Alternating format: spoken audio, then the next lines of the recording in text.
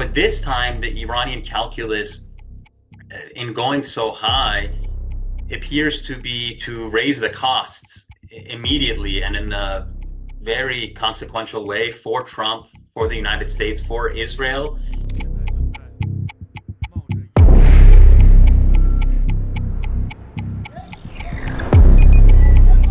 We know that this is now the second time that Benjamin Netanyahu and Israel has appeared to successfully have taken the U.S. into a war against Iran, or has appeared to be the decisive factor that has caused the U.S. to enter the war. Back in June, while the U.S. was in the midst of negotiations with Iran at that time, Israel launched a surprise attack against Iran, which at that time Trump only joined to defend Israel from Iranian retaliatory attacks and also for the one strike against Iran's nuclear facilities.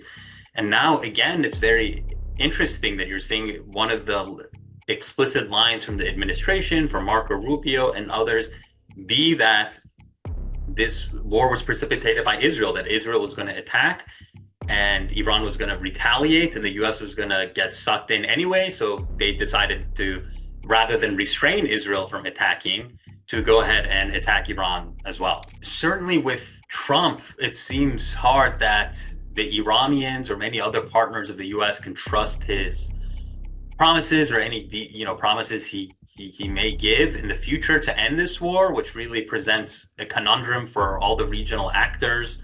If this war is to end in a diplomatic solution, what assurances could Trump give to Iran or any of the actors?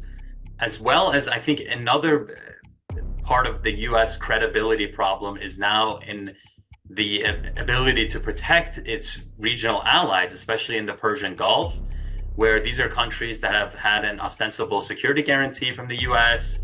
And right now it seems that the U.S. is more prioritizing securing Israel and really has entered this conflict without taking into account the desires of most of these countries. And now their economies are really under fire and their stability in some cases, like Bahrain, may be threatened as well.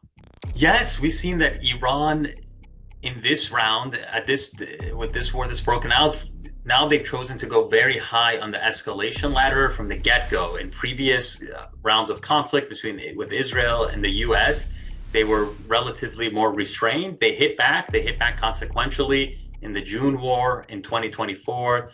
They hit targets in Israel. They hit the Al Udeid base last summer.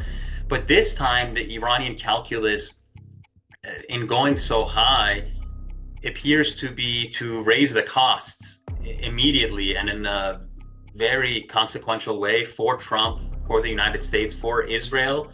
And a part of that is to disrupt this energy flows out of the Persian Gulf, disrupt the Strait of Hormuz, and try to create this real cost for the global economy, for the price of oil, for stock markets in the US and globally. But it remains to be seen.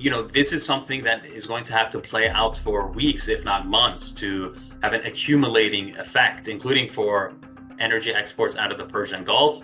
For example, I was just reading that Japan, gets 90% of its energy exports from the Persian Gulf, but it also has reserves that could allow it to not import oil for several months as well. So as those reserves for these countries go down, as this has a higher impact over time on the global economy, I think these costs will accumulate.